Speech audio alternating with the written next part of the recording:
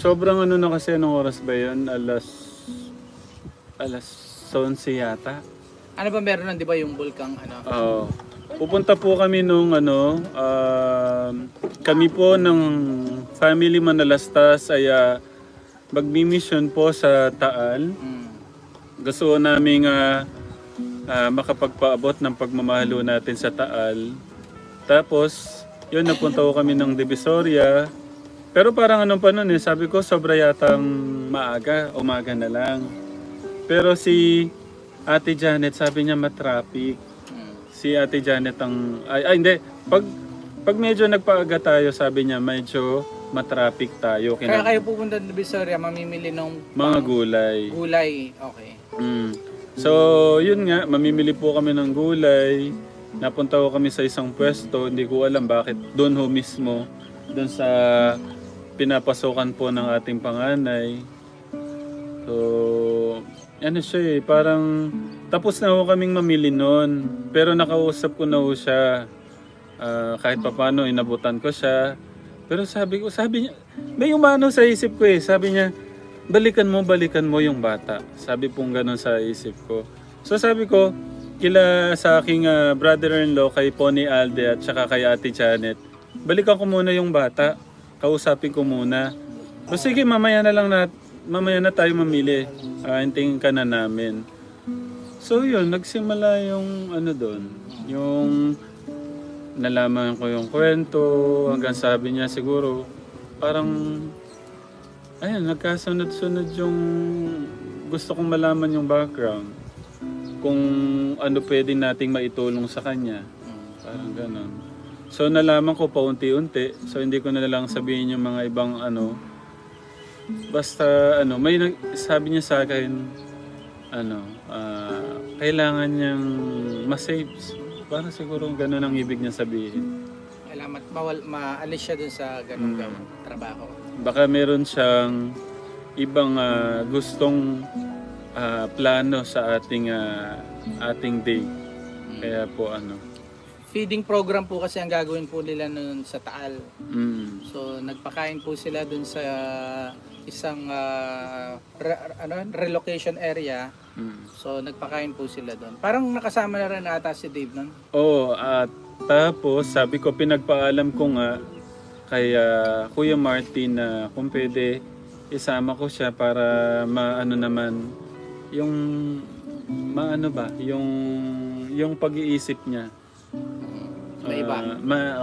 Ganun. Tsaka makita niya yung ginagawa ko. Ma-relax na rin siya. Parang ganun. Tanungin muna natin si Dave. Ikaw Dave, anong reaction mo nung nakita mo si Tatay Ramon nun? Ano yung mga naalala mong ano? Kinabahan ka ba? Wala lang? Ha? Pangkaraniwan lang? Masaya ka nun. First time mo bang na-interview nun? Anong pakiramdam mo habang ini-interview ka ni Tatay Ramon? Kinakabahan. Marami kasing na-touch doon nung Grabe, sa sobra. kwento niya about sa paano siya, anong nangyari sa magulang niya. Dave, ngayon, anong masasabi mo kay Tatay Ram mo? Siyempre, sa lahat ng nangyari, yung mga naituro niya sa'yo, ganyan, anong gusto mong sabihin? Okay, Dave, anong Okay. gusto mong sabihin? Pagkalandakan mo sa buong mundo, gusto mong sabihin kay Tatay Ram? Maraming salamat po. Dapat nakatingin ka sa kanya. Ba't? Nak naman.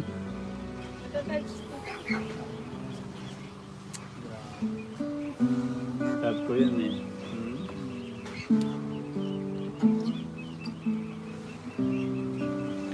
Ikaw naman, Tatay Ram, anong gusto mong sabihin sa kanya?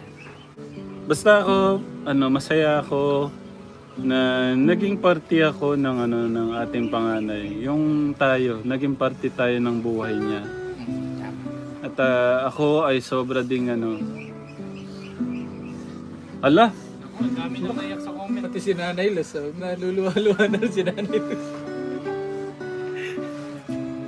basta aking pinapangako ng Ala. Iyak yata ako. Basta ano.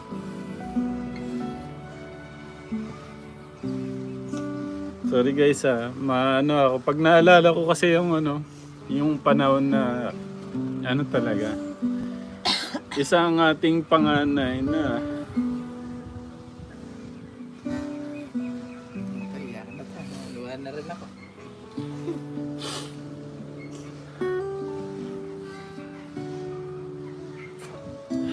Yeah. sabi, basta ano,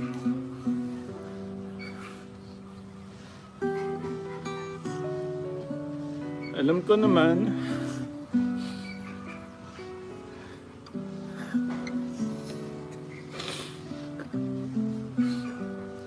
alam ko binigay ka ng aming Diyos, ng ating Diyos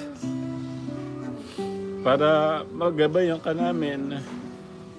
At alam ko meron siyang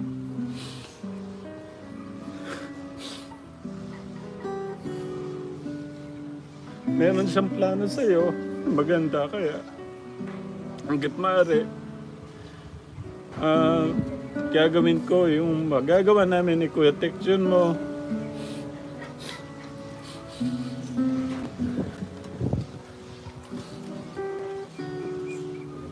Ni Nanay Jack mo.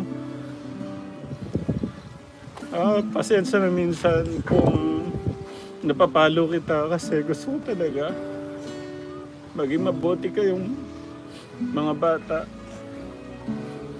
Kasi walang gusto ang inyong Magulang. walang gusto ang iyong magulang na gusto kayong mapabuti lang, kaya minsan ay nagagalit sa inyo pagka yung may mga gusto siyang gawin nyo na hindi nyo nagagawa. At mahal ka namin, nak. No. Kiss mo na tatay mo. Hag-hag naman dyan.